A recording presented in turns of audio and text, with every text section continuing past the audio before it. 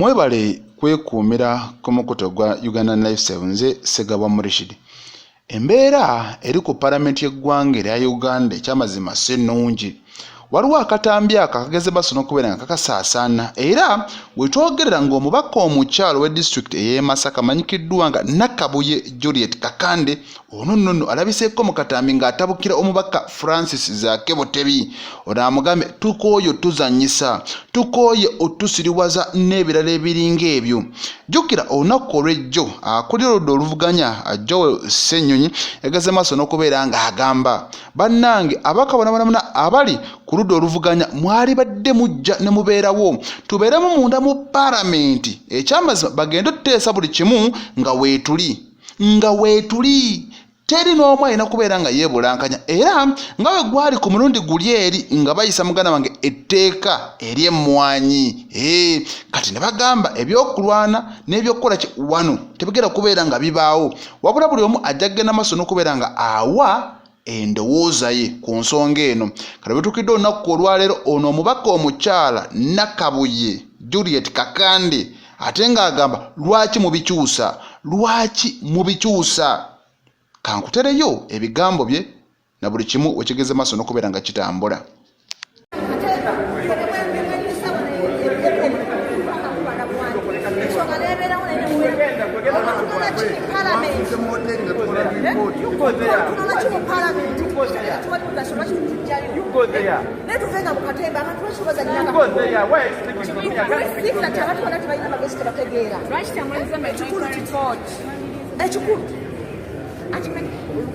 Luganda twabadde wano olunaku lwajjo mu meeting ne tukkanya nti ku mulundi guno tusigalamu tutuulira ensonga nga bwe zigenda kukola ki okutambula.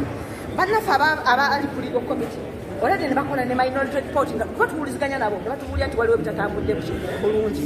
Kati tutuuse wano n'ensonga tennaba kutandika batugamba tukole ki tufulume ensobi zennyini ze twakolanga ku mwanya. Ekyo kitegeeza tugamba bannaffe bali nti waliwo abalagira naye nga naffe bali waba balagira nga twabaawo neno agamba nti tufulume ebintu biteekawo buyisi. Bwe tuba tugamba nti tetukyalina mulimu gwe tusobola kukola mu Parliament wano lwaki Parliament tetulivaamu nfiri tuba tetuviiremu ddala omulundi gwekyo nakyo kibe kuki kiba mu ddiiro otherwise kiitiibwe tosobola kutuuza babakawo n'obagamba nti leero tusigalamu tuti tolina gwe waalabyeko ate n'obagamba nti musituke mukole ki mufulume tulabiranga mu katemba wa kikaaki. Kati kaakati amuganda wange bw'ogenda maaso n'okuba nga otunula ensonga zonna nga bwe ziri etteeka lino eno singa libeera liyisiddwa kuba kati likyali bbago kitegeeza nti omuntu wa bulijjo amunnange ekyefaanaanyiriza ebyambalo by'amagye olina okubeera ng'okyesonyiwa obukofiira bwa nuupu engatta enzirugavu na buli kimu kitegeeza ne babeera bakutte n'ekyokulwanyisa ne bwe kibeera kisosonkole ekyessasi baba balina kukutwala mu kooti ey'amagye. Kati kaakati Supreme Court yavaayo n'ewa ensala yaayo ne bagamba abantu ba bulijjo batwala mu makooti g'amagye ekyo kikyamu. Kati kaakati baneeno ne bagenda maaso n'okubeera nga bongera okukola ennongoosereza. Kati mweno ennongoosereza waliwo saga yagenda maaso n'okubeera ng'etuukawo era eno yagenda maaso n'okuba nga ebureekingibwa era akuli oludda oluvuganya Joel Ssenyonyi n'agamba waliwo ababaka abageze maaso n'okubeera nga bafuna obukadde 1,000 naye mbu buno obukadde 1,000 babubawadde okusobola okulaba nga babaperereza okuteeka omukono ku lino etteeka erigenda okujja kossa n'okubeebaza kabenga akasiimo ku kiri ekyayita edda eky'emmwanyi. Ate nno abamu bagenda maaso n'okubeera nga bagamba ebyo bya butaliimu tebiriiyo paka waliwo ababaka abamu abagenda maaso n'okuba nga bakikakasa okwalitwaha Kagabo yagamba nze ezange nazifuna bwe babeera babalimba nze ezange nzirina jjukira era ono yagenda maaso n'okubeera nga luli ali ku guli omulundi yeetikka obukadde 40 n'agamba nabufunye naye kati mbuwaani n'akonkomana nabo. Kati ku guno omulundi omubaka ono Nakabuye Juliet Kakande be bamu kubali eno mu kisinde ekya DA ewampuuga era ono mu kalulu akagenda maaso n'okubeera nga kabeerawo e Masaka y'omu ku basobola okubeera nga bavaawo n'obululu obuyitirivu ennyo abaali bamuvuganya yabakubisaamu emirundi 2. Njagala nkubuulire akalulu ako ono yagira ku tiketi eya National Unity Platform kati yafuna obululu 3 724. Eryamuddirira ye babiri Mary Kabanda yafuna obululu 1,882 n'abalala ne bagenda maaso n'okubeera nga bagoberera. We twogerera ogutundutundu ogwo ogw'e Masaka bano bagenda maaso n'okubeera nga beekutulakutulamu. Abedi Bwanika ono yagenda maaso n'okubeera nga ye akiikirira abeeyo Kimanya Kabonera Masaka Municipality. Ono yakonolayo obululu 1,340. Kati kakati ye Mathias Mpuuga oyo naye nasobola okubeera nga mwattu awangulira waggulu era obululu bwegenda maaso n'okubeera nga afuna ekyamazima bwebwo obwa ddala yafuna obululu 2,680. Eyamuddirira njagala nkubuulire nti yali 1,138 nga wakibiina ekya National Resistance Movement NRM. Ono yali amanyikiddwa nga Kiyimba Saala. Be basobola okubeera nga mwattu batambulira awo bonna bajjira ku kibiina ekya NUP. Kajja buli kati bano obutakkaanya bwabwe oyinza okulowooza nti nno mu katambi ako ky'olabye tegitandikiraawo. Nedda, buli omu azze basikaŋŋana banene omugwa. Ku guli omulundi ogw'ensonga muganda wange eya miliyoni 10,000 Lopo yagenda maaso n'okubeera nga abayita okwogerako nabo n'okugenda maaso n'okubeera nga bateeka emikono ku kiwandiiko okulaga nti ssente tebaazifuna era ne bwe banaazifuna bajja kugenda maaso n'okubeera nga bazizzaayo. Mpuuga ne banne abamu tebasobola kubeera nga bajja.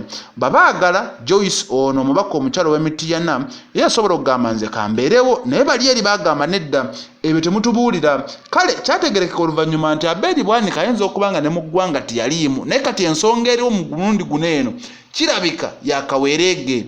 Bano bagamba wandibanga waliwo ebiragiro ebivudde waggulu ng'ebiragiro bino eno bibagamba nti balina kubeera nga beetaba mu lutuula luno eno. Bagamba tukooye okubeera nga tujja ne tujja ate mmwe ne musalawo ebyammwe.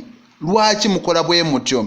Naye ng'ate kkiriza gaana banene bagezi okubeera nga bajja olunaku olwaleero okutuula nga bakimanyi nti nno majority beba NRM kitegeeza nti majority kye bagenda nakyo butereevu temuyinza kubeera nga mukiremesa. Bano be batono. Kati kaakati ebiragiro binene mugenda maaso n'okubeera ndowooza nga beyita abamu bageze maaso n'okuba nga bagamba okuba kwewaggula katwewaggule. Ekimala kimala katwewaggule. Bannange ffe twewaggudde tugenda kubeerayo ate tulabe buli kimu ekinagenda maaso n'okubeera nga kitambula. Kale ensonga muganda wange bwe zityo zisiyagenda maaso n'okubeera nga zitambula sayidi eyo. Ate batuddako eri mu district ey'e Masaka eno nno Eddie Ssebuufu abantu gwe mumanyi nga Eddie Mutwe aleeteddwa mu kkooti. Era bannamateeka okuli muganda wange Kanso Kayizi kossa muganda wange ne Kanso George Musisi be bamu ku baliyo. Benjamin Katana naye yeegase ku bannamateeka bagenda maaso n'okubeera nga bawolereza Eddie Mutwe. Eddie Mutwe ono emisango gye bagenda maaso n'okubeera nga bamuvunaana kwe kuli nti y'omu ku bagenda maaso n'okubeera nga babba bannamawulire n'okubakuba kossa n'okubba esweta. Era ono yamala ekiseera kya nnaku nga ziizo nga talabikako nga tebali n'omu amanyi wa gy'ali. Oluvannyuma yagenda maaso n'okubeera nga azuulibwa nga bamuleesawo ku kkooti muganda wange ey'e Masaka. Kayine kati emisango gikyagendera ddala mu maaso. Musajja wattu akomyewo ng'era alaga alimu akakankana mu mpolampola ng'akankanirira olw'ensonga bagenda maaso n'okubeera nga batutegeeza abasobola okutuukayo okumukyalira nti ono yali ayina ebisago eby'enjawulo ku mubiri gwe. Kale embeera bwetyo bweyongedde okubeera nga etambula tugenda kubeera nga tuba updatinga ku nsonga zonna ezinagenda maaso n'okubeera nga zituukawo. Nze Ssegawa Mureshi.